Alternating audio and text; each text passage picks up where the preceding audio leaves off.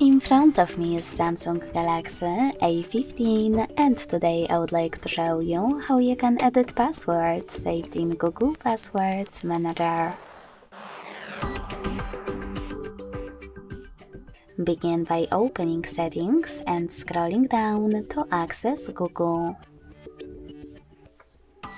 Now tap on Autofill, Autofill with Google, and Google Password Manager. Following that, just click on one of your passwords that you wish to edit and enter your current login method. Then click on Edit button next to the delete one and change wherever you want to.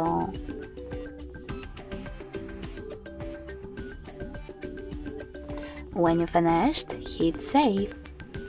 So when I do that, as you can see, my password has changed.